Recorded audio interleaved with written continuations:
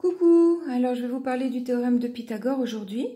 Donc Pythagore, c'était un monsieur qui a vécu il y a très longtemps, qui a trouvé une relation intéressante dans le triangle rectangle. Donc déjà, c'est que dans un triangle rectangle. Si jamais vous avez un exercice où le triangle n'est pas rectangle, ça sert à rien d'utiliser Pythagore. Par contre, si vous avez donc un triangle rectangle, tout de suite vous vous dites « Ah tiens, il y a peut-être Pythagore là-dessous ».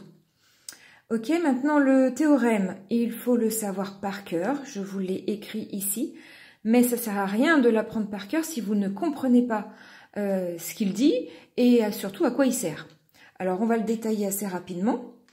Donc je vous l'énonce, le carré de l'hypoténuse est égal à la somme des carrés des deux autres côtés. J'explique. Alors on a le triangle ABC ici, qui est rectangle en A. Alors là on nous parle de l'hypoténuse. L'hypoténuse, c'est un des trois côtés. Pour le déterminer, on sait que c'est le côté le plus grand et c'est aussi le côté qui est opposé à l'angle droit. Donc l'hypoténuse ici, c'est BC. Maintenant, on nous parle du carré de l'hypoténuse. Donc l'hypoténuse, c'est BC. Le carré de l'hypoténuse, donc BC au carré, est égal, donc égal, à la somme.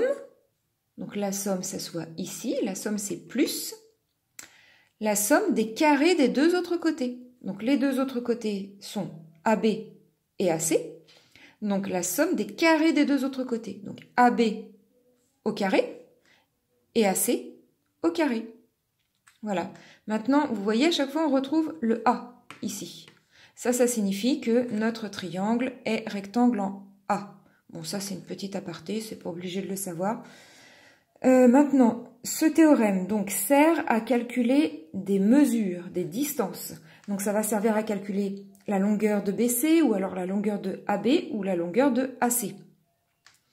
Maintenant, vous allez voir aussi la réciproque.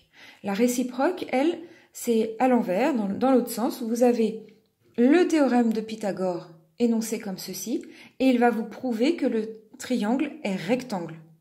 Donc je vous répète, le théorème de Pythagore, celui-là que je viens de vous énoncer, il va vous servir à calculer les mesures.